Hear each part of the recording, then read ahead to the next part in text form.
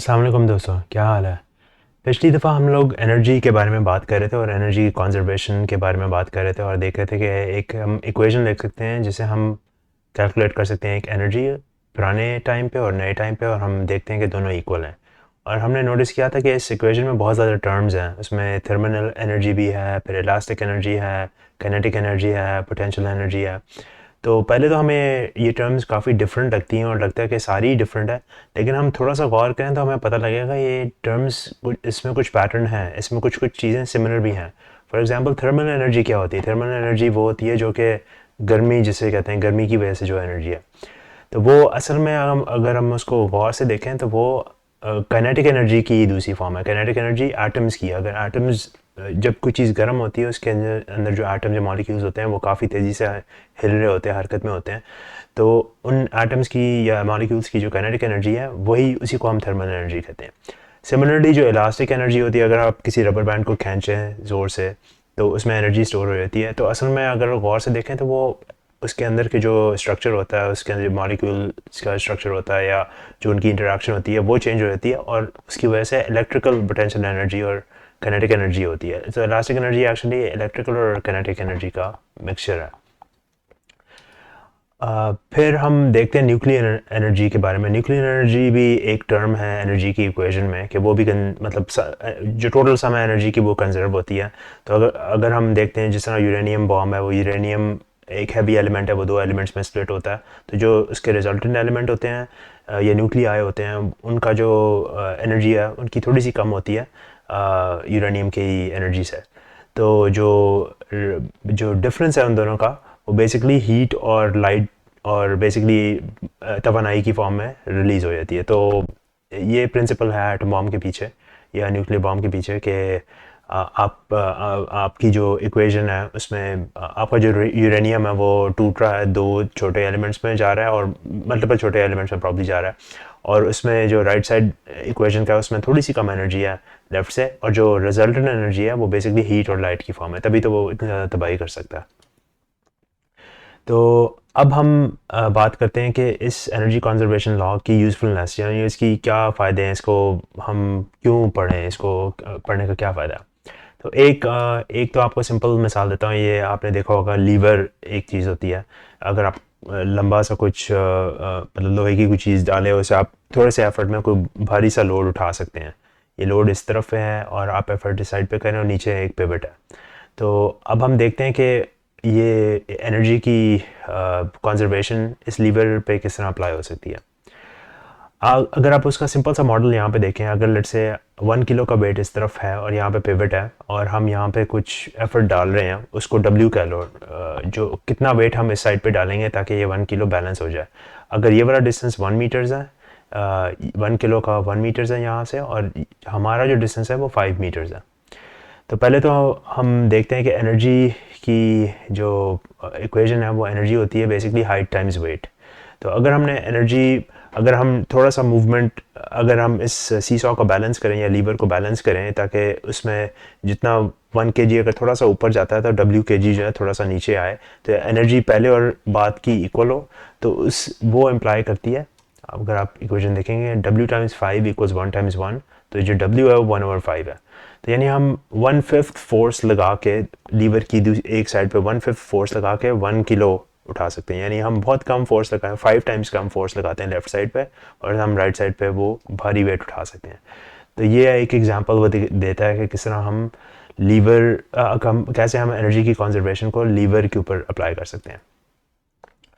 और फिर और एग्जांपल्स देता है कि किस तरह एनर्जी की कंजर्वेशन एक्चुअली, एक ये भी बताता है कि एनर्जी की कंजर्वेशन डिस्कवर किस तरह हुई। एक एक्चुअली मेडिकल डॉक्टर था जिसने ये पहली दफ़ा डेमोन्स्ट्रेट की थी, और उसने ये किया था कि कुछ पीनट्स या कुछ इस तरह का जो खाना है जो लेट्स से रैट्स चूहे खा रहे हैं, तो उसने पीनट्स को जलाया आग लगा के और देखा कि उसमें से कितनी एनर्जी निकलती है, और जब रैट्स को खिलाया तो उतनी एनर्जी रैट्स भी प्रोड्यूस कर रहे थे, क्योंकि रैट्स भी असल में जो भी हम खाना खाते हैं उसको हम स्लो बर्न कर रहे होते हैं, हमारी बॉडी उसको स्लो बर्न कर रही होती है। उसमें भी जो कार्बन होता है उसको हम एक तरह से बर्न करके ऑक्सीडाइज करके कार्बन डाइऑक्साइड हम अपनी मुंह से बाहर निकालते हैं नाक से। तो कैलोरीज जो हम कहते हैं खाने में, आपने देखा होगा जो भी लोग डाइटिंग करते हैं वो कैलोरी डेफिसिट में जाते हैं, जिन्होंने वेट गेन करना होता है उन्हें ज़्यादा कैलोरीज खानी होती है। कैलोरी असल में एक एनर्जी का यूनिट है। और एक बहुत इंटरेस्टिंग बात ये भी इससे सामने आती है कि लिविंग बींग्स जो रैट्स हैं या हम लोग हैं या और बाकी जानवर हैं, वो उन पे भी वही लागू लॉज ऑफ फिजिक्स उन पे भी लागू होते हैं जो कि नॉन लिविंग बींग्स भी होते हैं। यानी conservation of energy living beings भी करती हैं। तो फिर जब हमने कंजर्वेशन ऑफ एनर्जी निकाल लिया, अब हम यूनिवर्स में बाकी जगह देख रहे हैं, हम अपनी टेलीस्कोप ऊपर पॉइंट करते हैं तो हमें कुछ क्वेज़ार्स नज़र आते हैं। क्वेज़ार एक ऐसा सितारा होता है जो कि एक बहुत स्ट्रॉन्ग बीम ऑफ लाइट भेज रहा होता है एक ख़ास डायरेक्शन में, और काफ़ी ज़्यादा एनर्जी दे रहा होता है। तो अब जहन में हमारे ये क्वेश्चन आता है कि यार ये इतनी ज़्यादा एनर्जी, लाइट की भी तो एनर्जी है, तो लाइट की इतनी ज़्यादा एनर्जी वो बाहर निकाल रहा है, तो वो कहाँ से आ रही है? क्योंकि एनर्जी कंजर्व तो होनी चाहिए, तो कोई ऐसी एनर्जी उसके अंदर कम होनी चाहिए जिसकी वजह से लाइट की एनर्जी ज़्यादा आ गई है। तो हमारे जहन में क्वेश्चन होता है कि ये एनर्जी का लॉ कहीं टूट तो नहीं गया, कंजर्वेशन ऑफ एनर्जी कहीं टूट तो नहीं की, ये तो नहीं कि एनर्जी आउट ऑफ नोवेयर मतलब खुद ब खुद एनर्जी बन रही है। लेकिन ये हमारा एक्सपीरियंस है पिछले 4-5 साल का, जितनी भी हमने साइंस की है, हमें अभी तक यही जाहिर हुआ है कि इस तरह के जो लॉज होते हैं ना, ये मोस्ट लाइकली टूटते नहीं हैं, इतने आराम से टूटते नहीं हैं। तो फाइनमैन यही बोलता है कि जनरली स्पीकिंग ये वाला लॉ टूटता नहीं है। यूजुअली ये होता है कि हम जिस तरह क्वेज़ार बहुत एक दूर सितारा है, तो हमें उसका मैकेनिज्म नहीं पता कि अंदर उसकी क्या चीज़ चल रही है जिसकी वजह से वो लाइट बाहर फेंक रहा है। और जब हम गौर से उसको देखें या बहुत डिटेल में स्टडी करें तो फिर हमें कुछ पता लगता है कि कुछ और फिनोमेना अंदर हो रहा है जिसकी वजह से वहाँ की एनर्जी कम हो रही है लेकिन बाहर की एनर्जी ज़्यादा हो रही है। तो कहने का मकसद ये है कि law of conservation of energy या इस तरह के जो बाकी लॉज होते हैं वो यूजुअली नहीं टूटते। यूजुअली यही होता है कि अगर आपको लग रहा होगा कि टूट रहे हैं या फिर एनर्जी बस रैंडम बाहर आ रही है और अंदर कम नहीं हो रही, तो हो सकता है आपने अंदर को गौर से डिटेल में नहीं पढ़ा हो।